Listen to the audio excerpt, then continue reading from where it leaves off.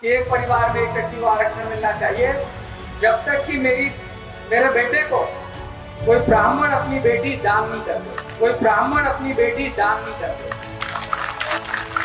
या उससे उसका संबंध नहीं बना, या उससे उसका संबंध नहीं बना, केवल आर्थिक आधार की अगर बात है तो। अब तक आपने मध्य प्रदेश के प्रमोटी IAS और अजाक्स के नए नवेले प्रदेश अध्यक्ष संतोष वर्मा का इतना ही बयान सुना है और इसी बयान के आधार पर IAS वर्मा चौतरफा घिर चुके हैं। उनकी सामाजिक तौर पर फजीहत हो रही है और सरकार ने भी शोकोज नोटिस जारी कर दिया है। इसी बीच द सूत्र के हाथ उनका एक नया वीडियो लगा है जिसमें पूरा बयान है। सुनिए IAS वर्मा का पूरा वीडियो। तो यदि हमने 3000 साल उस पीड़ा को झेली है तो क्या सामने वालों को 10 साल झेलने का अधिकार नहीं है?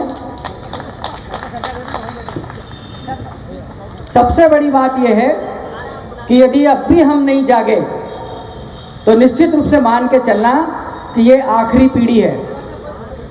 अभी मैं राजगढ़ गया था तो राजगढ़ में हमारे एक कर्मचारी साथी मिले। वो अपनी सरनेम जो है वो अपनी कास्ट के हिसाब से लगाते हैं। तो मैंने पूछा उनको, मैंने कहा यार बहुत सारे लोग जो है अपने कास्ट के को सरनेम के रूप में नहीं लगाते हैं, आपने अपने नाम के आगे भील क्यों लिखा हुआ है? तो उन्होंने कहा साहब ये भील मेरी अस्मिता है, मेरी पहचान है, इसके बिना मेरी कोई पहचान नहीं है। अगर मैं भील की जगह कुछ और लिख दूंगा तो मेरी अपनी पहचान खो जाएगी। तो मेरा ये मानना है कि हम अपने बच्चों को बड़ी बड़ी स्कूलों में पढ़ा रहे हैं, बड़े बड़े कॉलेजों में पढ़ा रहे हैं और वो अपने साथियों के साथ अपनी जाति और अपनी बिरादरी को साझा करने से डरता है। आपको ध्यान होगा जब आपसे आह्वान किया गया था तब हमने आपसे बोला था कि आप अपने परिवार को भी लेकर के आइए, अपने बच्चों को भी लेकर के आइए। अदरवाइज आपके बच्चों को यह भी पता नहीं चलेगा कि हम हैं क्या, हम कौन हैं। जिस तरीके से कुछ लोग ये प्रचारित कर रहे हैं कि जिस परिवार में एक बार आरक्षण का लाभ मिल गया उसके परिवार को दोबारा आरक्षण का लाभ नहीं मिलना चाहिए। भाई क्यों मिलना चाहिए? मैं IAS ऑफिसर बन गया, मेरा बेटा पढ़ रहा है, आप कह रहे हो कि उसको आरक्षण की जरूरत नहीं क्योंकि वो आर्थिक रूप से सक्षम हो गया। मैं मानता हूं कि वो एक IAS का बेटा है, आर्थिक रूप से सक्षम हो गया, मगर मैं तब तक ये बात नहीं मानूंगा कि एक परिवार में एक व्यक्ति को आरक्षण मिलना चाहिए जब तक कि मेरे बेटे को कोई ब्राह्मण अपनी बेटी दान नहीं कर दे या उससे उसका संबंध नहीं बना दे, केवल आर्थिक आधार की अगर बात है तो। जब तक ये रोटी बेटी का व्यवहार नहीं होता तब तक हमको समाज के पिछड़ेपन के कारण, सामाजिक पिछड़ेपन के कारण हमें आरक्षण की पात्रता मिलती रहेगी। आप खत्म कर दीजिए जाति, हमें नहीं चाहिए आरक्षण, कोई दिक्कत नहीं। आप जाति खत्म कर दीजिए, भेदभाव खत्म कर दीजिए। आपको पता है अभी जो एग्जाम हुई उसमें हमारे SC ST के लोग सिलेक्ट नहीं हुए, उनको योग्य उम्मीदवार नहीं मिले। हमारे समाज का व्यक्ति ऑल इंडिया सर्विसेज में IAS बन सकता है, IPS बन सकता है, राज्य प्रशासनिक सेवा में डिप्टी कलेक्टर बन सकता है, DSP बन सकता है, लेकिन सिविल जज नहीं बन सकता। क्यों नहीं बन सकता सिविल जज? आखिर ऐसे सिविल जज की क्या पात्रता है जो हमारा व्यक्ति नहीं बन सकता? हमारा बेटा, हमारा बच्चा, हमारे समाज का व्यक्ति, हमारे समाज की बेटियां क्लेट क्लियर करने के बाद में दिल्ली, बॉम्बे, बड़े बड़े शहरों में जाकर के वकालत की डिग्री हासिल करते हैं, LLB करते हैं, LLM करते हैं, उसके बाद एग्ज़ाम दे करके बड़े बड़ी सर्विसेज में सिलेक्ट हो जाते हैं। उनके पासिंग मार्क्स 75% से ऊपर है। लेकिन सिविल जज की ऐसी कौन सी एग्ज़ाम होती है जिसमें हमारा बच्चा 40%, 50% मार्क्स नहीं ला सकता? आपने उसके लिए कट ऑफ मार्क्स रख दिया 50% और आपने ये तय कर लिया कि हमको इसको 49.95 नंबर देना है, 50 नंबर नहीं देना है। आपने देख लिया कि इंटरव्यू में हमको इसको 20 नंबर नहीं देना है, इसको 19.5 नंबर देना है। तो भाई कौन सिविल जज बना देगा हमारे बच्चों को? ये कौन सा आरक्षण है? ये कौन सा नियम है? और ये कौन कर रहा है? ये हमारा हाई कोर्ट कर रहा है, जिससे हम न्याय की उम्मीद करते हैं, जिससे हम बाबा साहब के संविधान के हिसाब से चलने की गारंटी मानते हैं जिसको, ये वहीं से हो रहा है।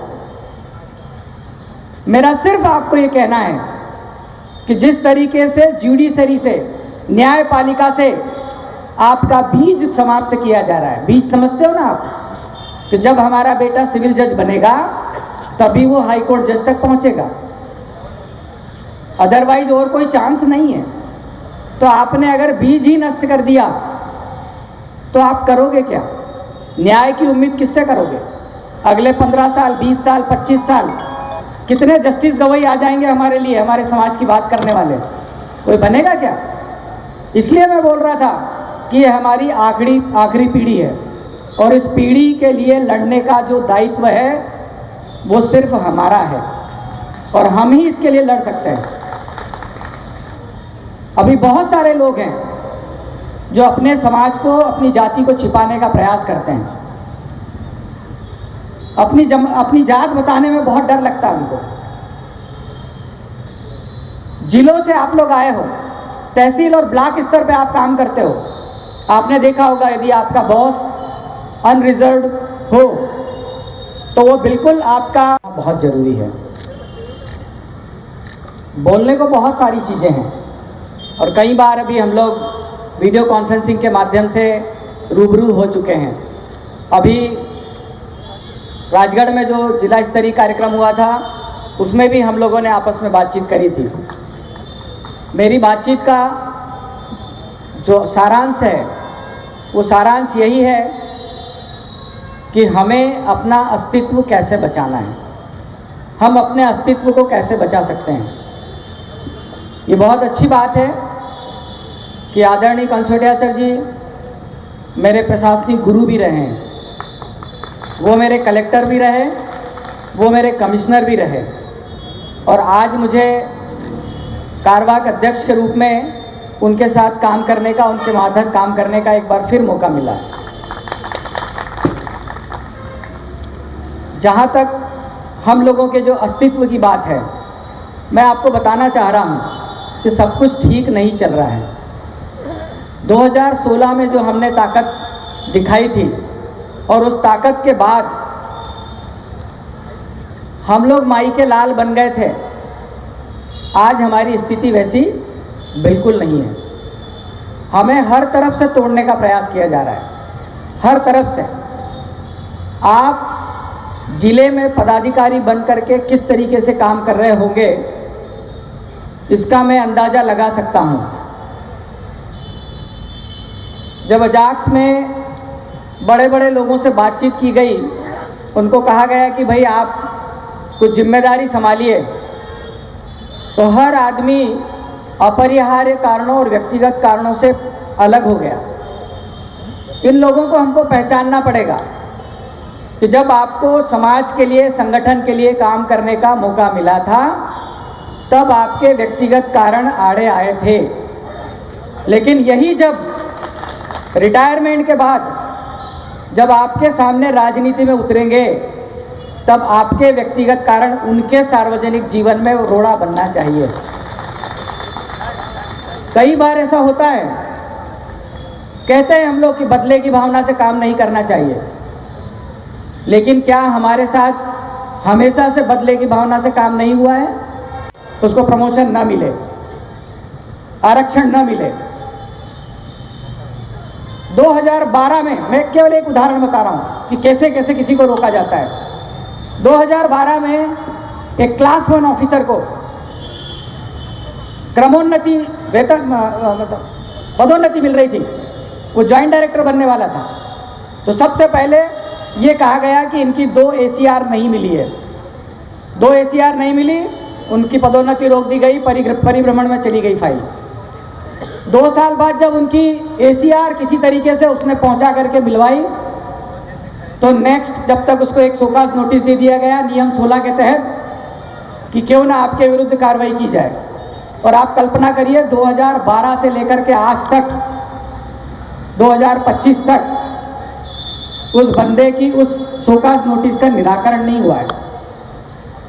और वो सिर्फ इसलिए किया गया कि उस डिपार्टमेंट में मात्र 3 लोग थे उसके पद के लोग, और उनको ये मालूम था कि अगर ये चौथा व्यक्ति आ गया तो इसको एक इम्पॉर्टेंट पद मिल जाएगा, और उस इम्पॉर्टेंट पद को अगर मिल गया, उसका अगर कोई तैयार हो गया कोई आदमी प्रतिद्वंदी, तो किसी और का नुकसान हो जाएगा।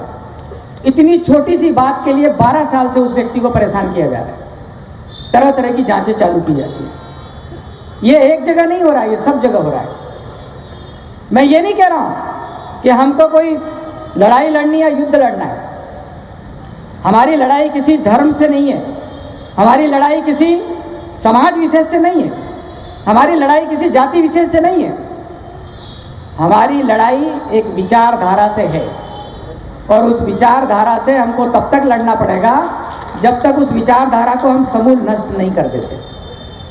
नियम है कि जब भी उनके यहाँ कोई ईद की नमाज पढ़ाई जाती है तो उस दिन वो सारा पैसा अपना ज़कात के रूप में इकट्ठा करते हैं, और लास्ट में बताया जाता है कि आज की नमाज के बाद में इतने हज़ार रुपये, इतने लाख रुपए उपस्थित, जिसकी जो इच्छा है वो देता है।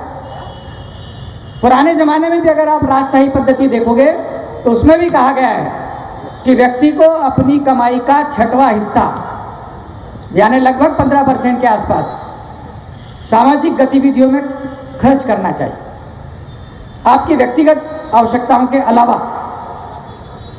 और यदि आपने ये करना शुरू कर दिया तो निश्चित रूप से मान के चलो कि हमको हमारे अधिकारों की भीख नहीं मांगनी पड़ेगी। हमारे समाज का प्रभुत्व इतना होगा शासन में, प्रशासन में, राजनीति में, कि हमको हाथ जोड़ने की जरूरत नहीं पड़ेगी। खुद आकर के हमसे पूछा जाएगा कि आपको चाहिए क्या। IAS वर्मा के इस बयान में गौर करने लायक कई बातें हैं। बहरहाल अब वर्मा बड़ी मुसीबत में फंस गए हैं। आगे आगे देखते हैं होता है क्या। मध्य प्रदेश, छत्तीसगढ़ और राजस्थान की सरकार के 2 साल पूरे होने पर दासूत्र कर रहा mega digital survey Manmath. Description box में दिए लिंक्स पर क्लिक कर बताएं अपनी राय। लीजिए सर्वे में हिस्सा। बताइए 2 साल में कितनी असरदार रही आपकी सरकार।